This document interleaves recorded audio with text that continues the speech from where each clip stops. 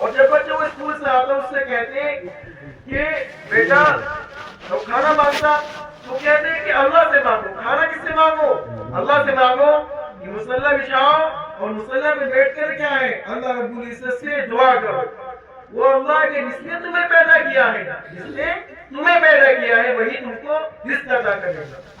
اب وہ بچہ اسکول سے آتا، مکتب سے آتا، وہی کرتا. وہ اپنے آیا اللہ سے دعا کی مصلی بچھا کر کے، دعا کرنے کے بعد اپنے گھر کے اندر کھانا تلاش کرتا.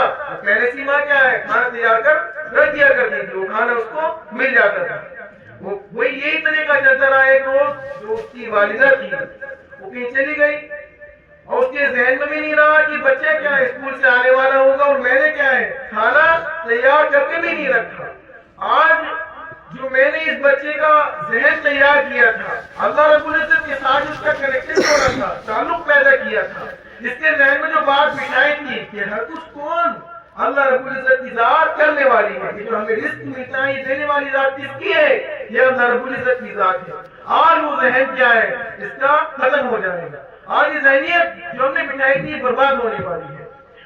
وہ والدہ یہی سوچ میں تھی، وہ جلدی جلدی آتی ہے اور کیا ہے کھانا پکاتی ہے. وہ بچہ دیکھتے ہیں خواجہ فخر الدین بختیار کا جو بہت بڑے اللہ والے بنے، بہت بڑے بزرگ بنے، وہ سوئے ہوئے ہیں.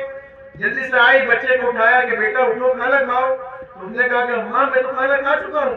وہ حیران رہ گئی کہ میں نے تو آج کھانا بھی نہیں رکھا تھا، کھانا کہاں سے آیا؟ بچے نے کہا کہ اماں آج کی جو روٹیاں تھی وہ آج سے پہلے میں نے کبھی نہیں کھائی. آج کی جو روٹی تھی وہ ایسی روٹی تھی آج میں نے اب تک جو روٹی کھائی ہے کسی روٹی کے اندر ایسا مزہ نہیں تھا. تو جب بندے کا تعلق اللہ کے ساتھ جڑ جاتا ہے، جیسا اللہ پر توکل ہوتا ہے تو اللہ رب العزت اسی طریقے سے اس کو نوازتا ہے. اللہ رب العزت بندے کے عقیدے گھر مارے. اگر میں ہی آپ کے پتھر ماروں دکھائی دے گا چوٹ ملے گی. اگر میں کے سر پر ماروں خون نکلے گا. اگر کوئی شیطان آ کر مارے دکھائی دے گا؟ نہیں دے گا نا دکھائی. اگر کوئی تمہارے شیطان آ کر پیٹ میں سوچ مارے، یہ تمہارے پیٹ میں ہاتھ کاٹنے لگ کاٹنے کسی کو نہیں لگے گا یہ کیا کمی ہو گئی؟ اب ایسا ہی ہوتا ہے کہ کچھ لوگ جو ہیں شیطانوں پر کیا ہے عقیدہ بنائے ہوئے ہیں. دوسرے جو ہمارے جیسے کیا ہے انسان ہے ان پر ان کا عقیدہ ہے کہ اس کے ذریعے سے ہماری کیا ہے بڑائی کریں گی، ہمارے گھر کے حالات ٹھیک ہوں گے.